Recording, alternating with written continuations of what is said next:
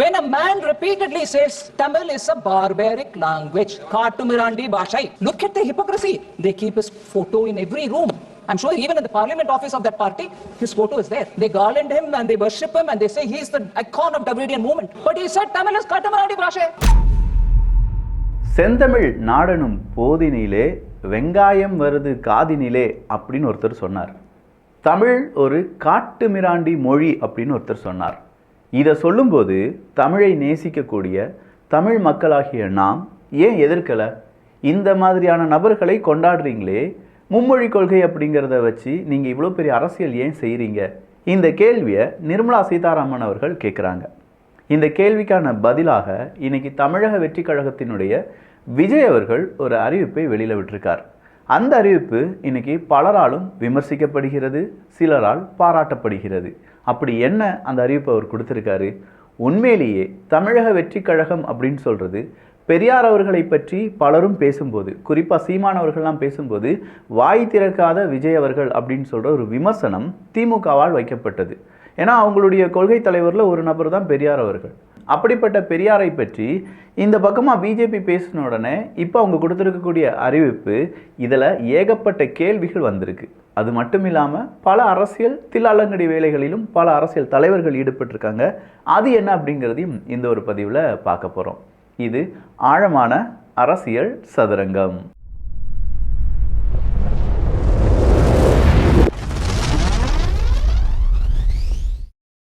நாற்பது பொருள் அடங்கிய ஒரு காம்போ ஸ்பீடாக முடிஞ்சிருச்சு. இன்னும் வாங்காதவங்களுக்கு சீக்கிரமாக அதே மாதிரியான ஒரு காம்போ ரெடி பண்ணி தரேன்.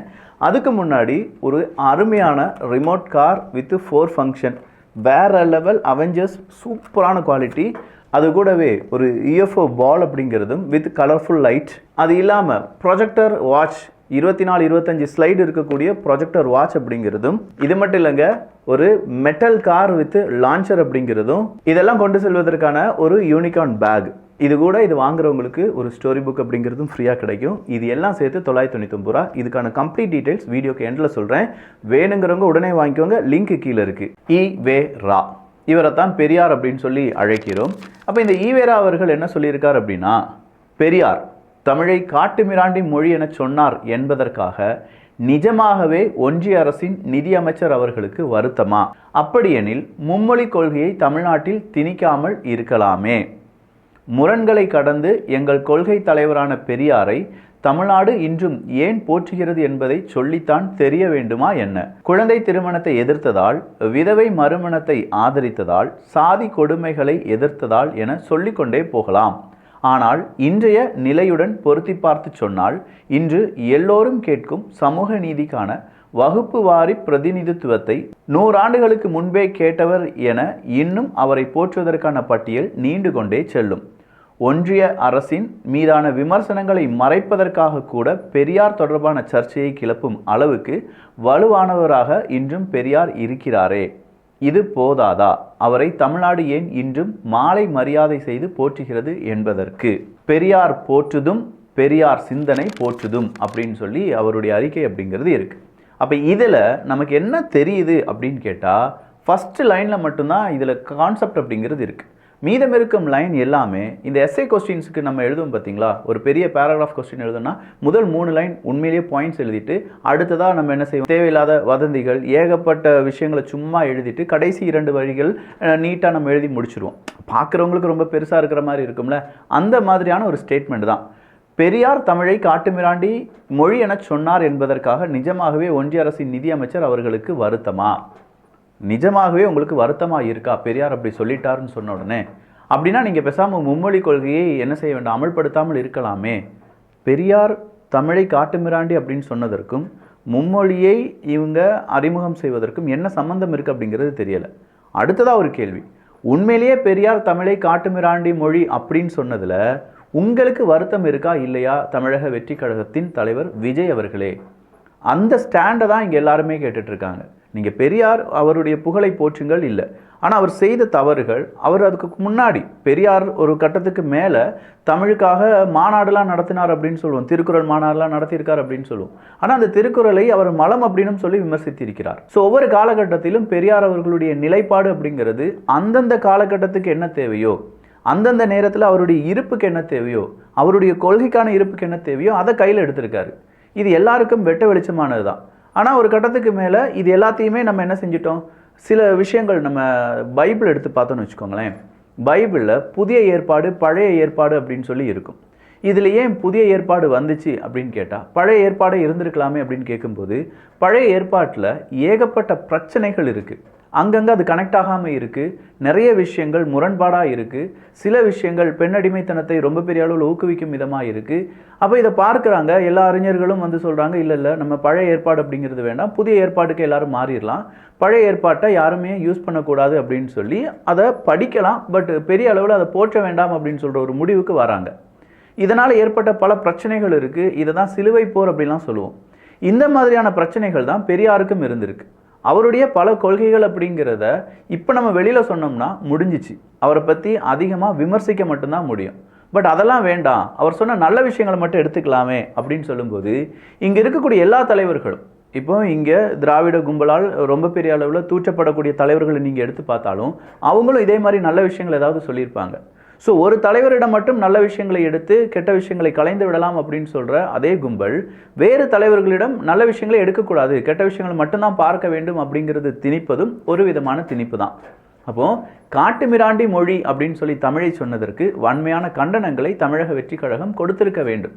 அதன் பிறகு அவர் இன்னும் ஒரு வார்த்தை சொல்கிறார் பார்த்தீங்களா, முரண்களை கடந்து. ஸோ இந்த முரண் இருந்தது, பெரியாருக்கும் எங்களுக்கும் தமிழுக்கும் அந்த முரண் அப்படிங்கிறது இருந்தது, அதை கடந்தும் நாங்கள் இதை நேசிக்கிறோம் என்றால் அவர் பிற்காலத்தில் செய்த சில நல்ல விஷயங்கள் இருக்குது, அந்த நல்ல விஷயங்களை நாங்கள் பட்டியல் போடுறோம், இது போதுமா இன்னும் கொஞ்சம் வேணுமா அப்படின்னு சொல்லி கேட்டிருக்காரு. அப்போ இந்த கேள்விக்கான அடிப்படை என்ன அப்படிங்கிறத நீங்கள் பார்த்தீங்கன்னா, மும்மொழி கொள்கையை நாங்கள் எதிர்க்கிறோம், தமிழை காட்டுமிராண்டின்னு சொன்னால் கூட எங்களுக்கு பரவாயில்லை, ஆனால் என்ன மூணாவது மொழியாக நாங்கள் படிக்க மாட்டோம் அப்படிங்கிறது தான். ஸோ அவருடைய ஸ்டாண்டும் தமிழக வெற்றி கழகத்தினுடைய ஸ்டாண்ட் அப்படிங்கிறதெல்லாம் தெளிவாக இங்கே இருக்கக்கூடிய மக்களுக்கு புரிந்திருக்கும் அப்படின்னு சொல்லி நம்புவோம். உங்களுக்கு நீங்கள் என்ன மாதிரியான மொழியை படிக்கணும் வேண்டாம் அப்படிங்கிறத யாரும் இங்கே ஃபோர்ஸ் பண்ண முடியாது. யார் வேணாலும் எந்த மொழி வேணாலும் படிக்கலாம். வரும் காலகட்டத்தில் மொழி அப்படிங்கிறதுக்கான முக்கியத்துவம் எல்லாமே ஆர்டிஃபிஷியல் இன்டெலிஜென்ஸாக வருது. இப்போவே சாம்சங் S24 S25லாம் நீங்கள் எடுத்து பார்த்தீங்கன்னா, அந்த மாதிரியான மொபைல்ஸ்லாம் எடுத்து பார்த்தீங்கன்னா லைவாகவே என்ன செய்யுது, நம்ம தமிழில் பேசும்போது அதை ஹிந்தியாக மாற்றுது, ஹிந்தியில் பேசும்போது இங்கிலீஷாக மாற்றுது, இங்கிலீஷில் பேசுகிறத அப்படியே வேறு மொழிகளில் மாற்றுது. அப்போ இந்த மாதிரியான நிலைமை இருக்கும்போது ஒரு மொழியை படித்தால்தான் அவங்க கூட பேச முடியும் அப்படிங்கிறதுலாம் இல்லாமல் போயிடும். லைவ் டிரான்ஸ்லேட்டர் அப்படிங்கிறதுலாம் வந்துடும். அப்போ இந்த மும்மொழி அப்படிங்கிறதுல ஏகப்பட்ட சிக்கல்கள் இருக்குது அப்படின்னு சொல்லி தமிழக அரசாங்கம் எல்லா இடங்களிலும் சொல்லி வருகிறார்கள். நேற்று கூட PTR பழனிவேல் தியாகராஜன் அவர்கள் இருக்கார்ல, அவருக்கும் அண்ணாமலை அவர்களுக்கும் ஒரு கிளாஷ்.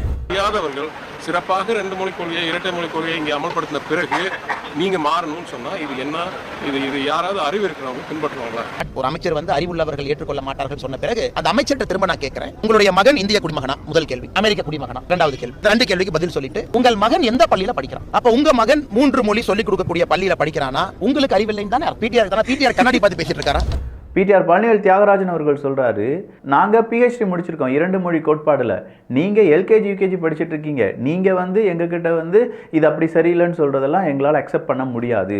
எப்போதுமே வெற்றி பெற்ற ஒரு மாடலை பார்த்து தோல்வி மட்டுமே அடைந்த ஒரு மாடல் வந்து நீ அப்படி செய்யக்கூடாதுன்னு சொல்கிறது எந்த விதத்தில் அறிவு இருக்கக்கூடிய யாருமே அதெல்லாம் செய்ய மாட்டாங்க. உண்மையிலேயே மும்மொழி கொள்கையை ஆதரிக்கக்கூடிய நபர்கள் அறிவில்லாதவர்களாக இருப்பார்கள் அப்படிங்கிற வார்த்தையை கொடுக்கிறார். அண்ணாமலை அவர்கள் உடனே கேட்குறாரு, ஓகே அங்கே இருக்கக்கூடிய PTR அவர்கள் அவருடைய மகன் இல்லாட்டி அவங்களுடைய குழந்தைகள் எங்கே படிக்கிறாங்க? மும்மொழி படிக்கலையா? அவங்க அமெரிக்கன் சிட்டிசனா இல்லை இந்தியன் சிட்டிசனா? இங்கே இருக்கக்கூடிய MPs MLA எல்லாருடைய ஈவன் எந்த MLA வீட்டை எடுத்து வேணாலும் பாருங்களேன், அங்கே குழந்தைகள் கண்டிப்பாக CBSE ஸ்கூலில் படிப்பாங்க. அந்த CBSE ஸ்கூல் எப்படி இல்லைன்னா இன்டர்நேஷ்னல் ஸ்கூலில் படிப்பாங்க. இந்த CBSE ஸ்கூல் இல்லாட்டி IS அப்படின்னு சொல்லக்கூடிய இங்கே எல்லாமே 3வது மொழியாக ஏதாவது ஒரு மொழியை அவங்க படிச்சுட்டே இருப்பாங்க, படித்து தான் ஆக வேண்டும். அப்போ இது இப்போதே இருக்கிறதே, இதில் என்ன உங்களுக்கு பிரச்சனை அப்படின்னு சொல்லி அண்ணாமலை அவர்கள் கேட்குறாங்க. நாம் என்ன கேட்கலாம் அப்படின்னா, எனக்கு மும்மொழி கொள்கை அப்படிங்கிறதுல எந்த விதமான பிரச்சனையும் தெரியலை. ஆனால் என்ன, மும்மொழி கொள்கையில் இந்தியாவினுடைய மொழி மட்டும்தான் படிக்க வேண்டும் அப்படிங்கிறத ஏன் இப்படி ரெஸ்ட்ரிக்ட் பண்ணுறீங்க?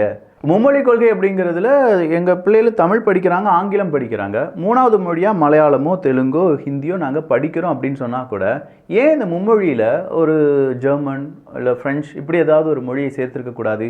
எல்லார்ட்டையும் கேட்குறீங்கல்ல. இப்போ அண்ணாமலை அவர்கள் கேட்குறாரு, இந்த எம்பி உதாரணத்துக்கு நம்மளுடைய பள்ளி கல்வித்துறை அமைச்சருடைய மகன் ஃப்ரெஞ்சு படிக்கிறாரு, அப்போ அவங்கெல்லாம் 3வது மொழி படிக்கலாம், எங்கள் வீட்டு குழந்தைகள் 3வது மொழி படிக்கக்கூடாதா? நாங்கள் என்ன கேட்குறோம், சரி நாங்களும் ஃப்ரெஞ்சு படிக்கிறோம், அதற்கான ஏற்பாட்டை ஏன் இந்த தேசிய புதிய கல்விக் கொள்கை திட்டத்தில் அமல்படுத்தவில்லை அப்படிங்கிறது தான். நான் என்ன கேட்குறேன்னா, 3வது மொழியை நான் ஏன் ஃப்ரெஞ்சு படிக்கக்கூடாது, அப்படி ஒரு ஆப்ஷன் ஏன் வைக்கல? நாங்கள் ஏன் இந்தியாவுக்குள்ளேயே இருக்கணும், இந்தியாவை விட்டு வெளியில் போய் உலகம் அப்படிங்கிறதை தெரிந்து கொள்வதற்காக நாங்கள் ஜெர்மன் படிக்கணும்னு நினைக்கிறோம், இல்லாட்டி இந்த ஃப்ரெஞ்சு படிக்கணும்னு நினைக்கிறோம், இதை ஏன் எங்களால் படிக்க முடியாத ஒரு சுச்சுவேஷனை நாங்கள் மறுபடியும் இருக்கோம் அப்படிங்கிறது இருக்குல்ல. அப்போ இந்த கேள்வி மும்மொழி அப்படிங்கிறத இன்டர்நேஷ்னல் லெவலில் நீங்கள் ஒரு மொழியாக அது பார்த்துருந்தீர்கள் என்றால் இந்த பிரச்சனையே வந்திருக்காது. எப்படி நீங்கள் டீச்சர்ஸை போடுவீங்க அப்படிங்கிறது அடுத்த கேள்வி வரும். அப்போ இந்திய மொழியிலேயே ஒரு 10-20 மொழி இருக்குன்னா அங்கே எப்படி நீங்கள் டீச்சரை போடுவீங்க? அதுலேயும் ஒரு சிக்கல் இருக்குல்ல. அதே சிக்கல் தான் ஃப்ரெஞ்சு, ஜெர்மன் போன்ற மொழிகள்லையும் இருக்க போகுது. ஆன்லைனில் நடத்தி கொடுங்க. கண்டிப்பாக நம்ம வீட்டு குழந்தைகளுக்கு ஆன்லைன் படிப்பு என்ன தெரியாததா? 2020 நம்ம எல்லாருமே இப்போ ஆன்லைனில் மாறிட்டு இருக்கோம்ல. ஸோ இந்த மும்மொழி கொள்கை அப்படிங்கிறதுல சிக்கல்கள் இருக்குது. அதுக்காக திராவிட கட்சிகள் செய்கிற அளவுக்கு இங்கே பிரச்சனைகள் இருக்குது அப்படின்னாலும், இல்லை காட்டுமிராண்டி மொழி அப்படின்னு சொல்லி தமிழை சொன்ன ஒரு நபர் பெரிய அளவில் போற்றப்படுவதற்கான காரணம் என்ன அப்படின்னாலும் இங்கே இருக்கக்கூடிய அரசியல் தான். இந்த அரசியலை தெளிவுபடுத்துவதும் இந்த அரசியலிருந்து விடுபடுவதும் அப்படிங்கிறதெல்லாம் ரொம்ப நீண்ட நெடிய போராட்டமாக இருக்கும். அடுத்ததாக தமிழ்நாடு அரசாங்கத்திற்கு உயர்நீதிமன்றம் உத்தரவு. அந்த உத்தரவு என்ன சொல்லியிருக்காங்கன்னா, வீரப்பன் அப்படிங்கிற ஒருத்தரை பிடிக்கிறதுக்காக அதிரடிப்படைகள் ஏகப்பட்ட நபர்களை தாக்கி அடித்து அவங்களுடைய இடங்களை எல்லாமே அழித்தீர்கள், அதற்கான இழப்பீடு அப்படிங்கிறது இன்னும் ஒரு 3 வாரத்துக்குள்ளே கொடுத்தே ஆகணும்ப்பா, இவ்வளோ நாள் நீங்கள் டிலே பண்ணிட்டீங்க, சீக்கிரமாக அதை கொடுத்துருங்க அப்படின்னு சொல்லி தமிழக அரசாங்கத்திற்கு நம்முடைய உயர்நீதிமன்றம் ஒரு உத்தரவை போட்டிருக்காங்க. இந்த உத்தரவாவது அமல்படுத்தப்படுமா இல்லை காற்றில் தூக்கி வீசப்படுமா அப்படிங்கிறதெல்லாம் பொறுத்திருந்து பார்க்கலாம். சென்னையில் தமிழ் பெயர் பலகை இல்லாத கடைகளுக்கு நோட்டீஸ் வழங்க மாநகராட்சி முடிவு. நல்ல முடிவு தான். அதே மாதிரி சென்னையில் இந்த ரெட் ஜெயண்ட் போன்ற மூவிஸ் அவங்கெல்லாம் எடுக்கிறாங்கல்ல, இந்த படங்களுக்கும் தமிழ் பெயர் வைக்க வேண்டும் அப்படிங்கிறதுலாம் ஒரு காலகட்டத்தில் இருந்துச்சு. அப்படின்னா தான் வரி விலக்கு போன்றவைகள்லாம் கிடைக்குமாக இருந்தது. ஸோ நம்ம ஊரில் ரெஜிஸ்டர் செய்திருக்கக்கூடிய பல நிறுவனங்களும் ஆங்கில பெயர்களில் இருக்குது, அதையும் தமிழ் பெயரில் மாற்றினாங்க அப்படின்னா ரொம்பவே நல்லா இருக்கும். ஒரு சின்ன சஜஷன் தான். இப்போ இனிமேல் போர்டு எடுத்து ஆங்கிலம் மட்டும் இருக்கக்கூடாது, தமிழும் இருக்க வேண்டும் அப்படிங்கிற லெவலுக்கு சென்னை மட்டும் இப்போ கொண்டு வந்துட்டு இருக்காங்க. ஓரளவுக்கு இனிமேல் எல்லா மாவட்டங்களிலும் இதே ஒரு நிலைமை திரும்புவதற்கான வாய்ப்புகள் இருக்கிறது. அடுத்ததாக சிடிஆர் நிர்மல்குமார் அவர்கள், செந்தில் பாலாஜியால் முதல்வரின் குடும்பத்துக்கு சிக்கல், தமிழக வெற்றி கழகம் துணை பொதுச் செயலாளர் அப்படின்னு சொல்லி அவருடைய ஒரு கருத்தை தெரிவித்திருக்கிறார். செந்தில் பாலாஜி அவர்கள் அப்படின்னு சொல்லும்போது இங்கே 2 தினங்களுக்கு முன்னாடி அண்ணாமலை அவர்கள் ஒரு ட்வீட் போடுறாரு. டெல்லியில் லிக்கர் ஸ்கேம் அப்படிங்கிறது இருந்துச்சு, அதே மாதிரி இன்னொரு மாநிலத்திலையும் இருந்துச்சு, இப்போ தமிழ்நாட்டில் லிக்கர் ஸ்கேம் அப்படிங்கிறது இருக்க போகுது.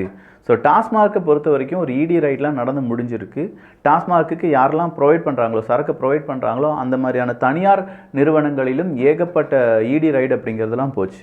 ஸோ இதில் ஊழல் அப்படிங்கிறது கண்டுபிடிக்கப்பட்டிருக்கிறது. தமிழ்நாடு அரசாங்கத்துக்கும் இந்த ஊழலுக்கும் சம்பந்தம் இருக்குது. இது வெளியில் வரும்போது நிச்சயமாக ஒரு பெரும் ஒரு எதிர்பார்ப்பும் மாற்றமும் உருவாகும் தமிழ்நாட்டில் அப்படின்னு சொல்கிற ஒரு மறைமுக மெசேஜை அண்ணாமலை அவர்கள் கொடுத்திருக்கிறார். இந்த மறைமுக மெசேஜ் திமுகக்கு எதிரானது தான். திமுக இதை எப்படி கையாள போகிறார்கள் அப்படிங்கிறத பொறுத்திருந்து பார்க்கலாம். ஸோ ஏகப்பட்ட அப்டேட் பார்த்துருக்கோம். இந்த அப்டேட் பற்றி உங்களுடைய கருத்துக்கள் இங்கே வரவேற்கப்படுகின்றன. ஃபஸ்ட்டு நம்ம பார்க்க வேண்டியது இந்த ப்ரொஜெக்டர் வாட்ச். அழகான குவாலிட்டி, செம்ம பில்டு. இதை நம்ம வீட்டு குழந்தைகள் டே நைட் யூஸ் பண்ணலாம். நைட்டு இதிலேருந்து வரக்கூடிய அந்த பிரைட்டான லைட், அதில் அவங்க காண்பிக்கக்கூடிய அந்த ப்ரொஜெக்டர் வேறு லெவலில் இருக்கும். ஒவ்வொரு கிளிக்குக்கும் ஒவ்வொரு படம் மாறிக்கிட்டே இருக்கும். அப்படி கிட்டத்தட்ட ஒரு 24 ஸ்லைட்ஸ் இருக்குன்னு வச்சுக்கோங்களேன். நல்லபடியாக டைமும் பார்த்துக்கலாம். இந்த மாதிரியான ஒரு ப்ரொஜெக்டர் வாட்ச் அப்படிங்கிறதும் இதுக்கு விலை மட்டுமே 200 ரூபா 300 ரூபாலாம் போட்டிருக்காங்க. நீங்கள் சும்மா நோட் பண்ணி வச்சுக்கோங்க. அடுத்ததாக யூஎஃப்ஓ பால் அப்படின்னு சொல்லுவாங்க. இந்த யூஎஃப்ஓ பால் அப்படிங்கிறதுக்கான ஸ்பெஷல் என்னன்னு கேட்டிங்கன்னா, இதை சென்டரில் ப்ரெஸ் பண்ணிங்கன்னா அமிங்க அப்படியே இருக்கும். அதை நம்ம தூக்கி போட்டு விளையாடலாம். ஒன்ஸ் அது என்ன ஆகுனா ஒரு கையிலேருந்து இன்னொரு கைக்கு வரும்போது அப்படியே பாலாக மாறிடும். ஸோ பாலாகவும் விளையாடலாம், அதே மாதிரி த்ரோ பண்ணலாம். இது வேறு லெவல் கேமாக இருக்கும். நம்ம குழந்தைகளுக்கான என்கேஜ்மெண்ட் லெவலை இன்க்ரீஸ் பண்ணும். நல்ல குவாலிட்டி, செம்மையான ஃபர்ஸ்ட் குவாலிட்டி அப்படின்னு சொல்லுவேன். 350 ரூபாய்க்கு மேலே வித்துட்டு இருக்காங்க. அடுத்ததாக ஒரு ஹெவியான மெட்டல் கார் வித் லான்ச்சர் நம்ம வீட்டு குழந்தைகளுக்காக. இது ஒரு 150 ரூபான்னு கணக்கு வச்சுக்கோங்க. கடைசியாக நம்ம ஆளு அதாங்க தார் கார் இருக்குல்ல, அந்த தார் கார்லேயே குட்டியான ரிமோட் கண்ட்ரோல் கார் வித் அதனுடைய 4 ஃபங்க்ஷன், 3+2, ரிமோட்டுக்கு 2 பேட்டரி, காருக்கு 3 பேட்டரி அப்படின்னு சொல்லி 3+5 பேட்டரி போடணும். அதை நீங்கள் போட்டுட்டீங்கன்னா செம்ம குவாலிட்டியில் இது எல்லாம் சேர்ந்து உங்களுக்கு 999 ரூபாய் கிடைக்கும். நல்ல ஒர்த்தான ப்ராடக்ட்ஸு வாங்கி கொடுங்க, குழந்தைகள் செம்மையாக என்ஜாய் பண்ணுவாங்க, அதுக்கு நான் கேரண்டி. வேணுங்கிறவங்களுக்கான லிங்க் கீழே டிஸ்கிரிப்ஷனில் இருக்குது. இந்த வீடியோ பார்த்து முடிச்சோடனே ஒருவேளை ஏன்னா இது ஒரு 200லேருந்து 250 பீஸ் தான் இருக்குன்னு வச்சுக்கோங்களேன், எப்போ இந்த ப்ராடக்ட் சோல்ட் அவுட் ஆகுதோ அந்த டைம் இந்த வீடியோனுடைய அட்வர்டைஸ்மெண்ட்டும் நாங்கள் இதுலேருந்து ட்ரிம் பண்ணிடுவோம். ஸோ ஃபஸ்ட்டு வாங்குறவங்களுக்கு மட்டும்தான் இது கிடைக்கும், வேணுங்கிறவங்க வாங்கிக்கோங்க. எல்லோரும் அரசியல் சதுரங்கத்தில் இணைந்திருங்கள். நல்லதை பகிர்ந்து நல்ல சமுதாயத்தை உருவாக்குவோம். நன்றி, வணக்கம்.